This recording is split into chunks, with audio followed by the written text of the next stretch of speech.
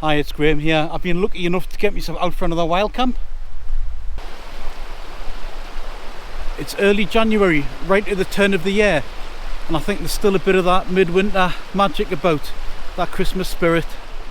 On these long dark nights in the past and days gone, you would have relied on your family or your tribe or your village to get you through the cold dark times, and you had to rely on each other. And I often wonder if that's where the origin of the Christmas spirit lies. We parked the car near Skirl Naked. Didn't see any naked bagpipers, unfortunately. And we've taken a side route out and we're in one of Cheviot's smaller valleys. Beautiful place though. It's going to be dark soon. We've got 30 minutes to the sunset. So I've got a big old torch to help find the way. Because what I found that even in familiar places, when it gets dark, navigating's much more difficult. But we should be fine. The path is getting very scree-like now. Quite a steep little bit of hill this. I'll have to watch where I'm putting my feet.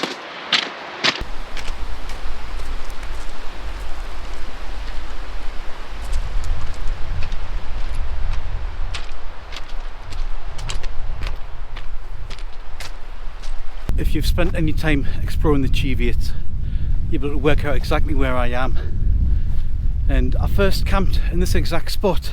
Well, in my head I thought I'd camped here pretty recently, and then I looked back at my photographs and the timestamp proved it was 8 years ago, and to me that was like nothing. I tell you, time starts to go fast at my age. So find somebody you love, find something you love to do, and be with that person and do that thing.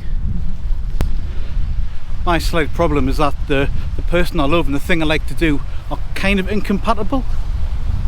So I have a hard time getting her out in a wild camp. I've only managed it once. And it wasn't an unqualified success.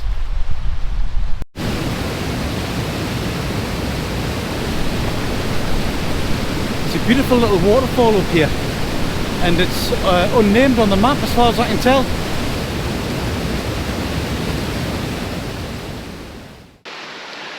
You could nicely camp in those trees there with a bivvy or a tarp or whatever you want, but we're going to go on a little bit further and see if we can find our old camp spot.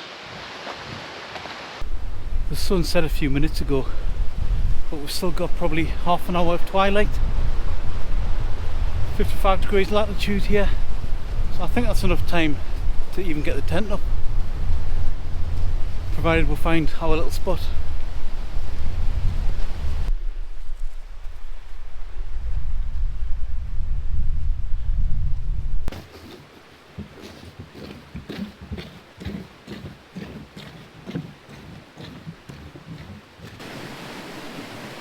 We found our little campsite and it looks good and untouched, but there's a little burnt across before we get to it, and it looks a bit more swollen than usual, and it's getting darker, so we're just looking for the best place to cross, but I can't see me not ending up wet here.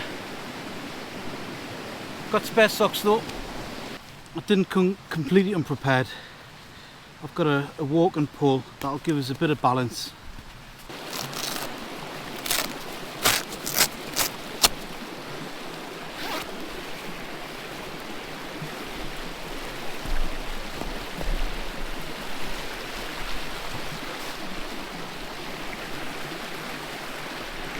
Time for a plodge.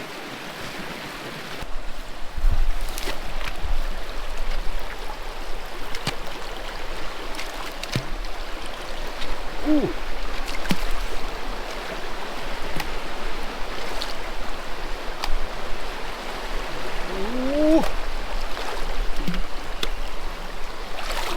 Ooh. Oh yeah, boys. Oh. Well, we've made it across to our nice little camp spot now. There's a little tree almost going sideways here that we can use as a seat. Rest our bags on, and there's plenty of good pitching over here. But it's a grand little spot this. I can't say I thoroughly recommend a stream crossing in January in the Cheviots near dark. But at least my boots are dry.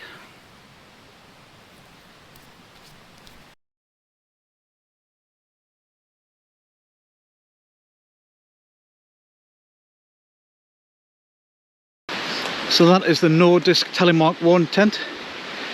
Not without its flaws, but really well made and beautifully crafted.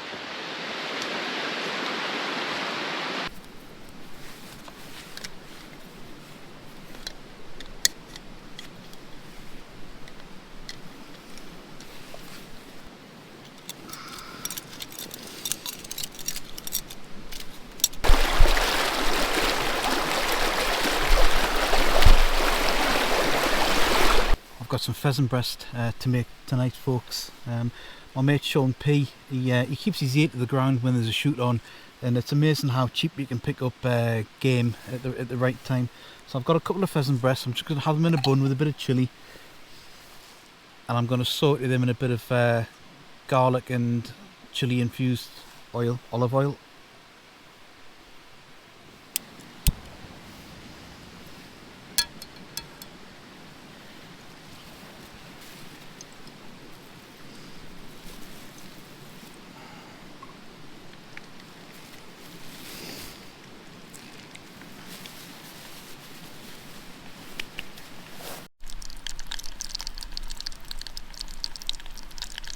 And I'm going to season them as they cook with a bit of homemade salt and spice rub.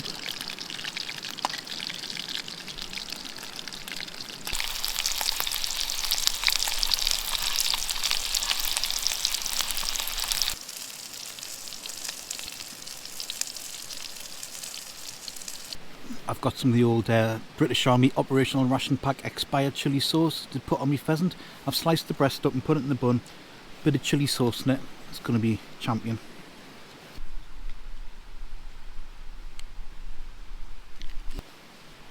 That is so good. Brilliant game, pheasant.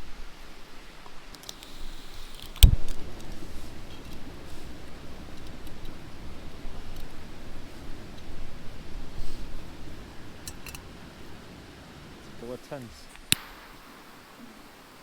Yeah. Like branches going over the... After one scale, and we're pitched up in the dark there, Yeah. by a burn or a spring, and I was hallucinating voices, Yeah. or at least dreaming voices coming from the...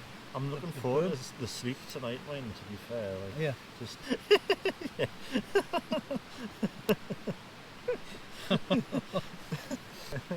He's just living off it.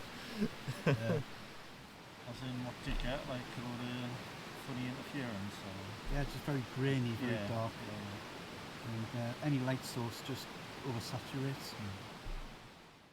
Hi folks, that's me in my bag, cosy, ready for bed now. I've put my Icarus jacket into a dry bag, so I've got a brilliant pillow. And I've gotten into the habit of saying I'm lucky enough to get out for another wild camp at the beginning of my videos, and I really feel lucky this time. It's just so good to be out. I work in an area where at this time of year it's often really busy, and there's a lot of tragedy about, and it's often quite hard work and difficult. And to get out like this and, you know, have a hot chocolate with your friend on a log and lie under the stars and know you're going to have a really peaceful night's sleep is fantastic, and I think it's so good for mental health. So get out and do a bit of wild camping. You know it's good for you. All I can hear is that little burn bubbling just a few yards away, and it's a great thing to fall asleep to, something like that. The last time I fell asleep next to a burn was in the Lake District in one of the towns near Dub's Hut, and because of that in the background, I wasn't hallucinating, but I dreamt it was voices all night, and I was speaking to us, and it sounds really spooky, but actually it was just really it's really cool. It was really good night's sleep. So I'm hoping to get a good night's sleep tonight as well. So good night folks, I'll see you in the morning.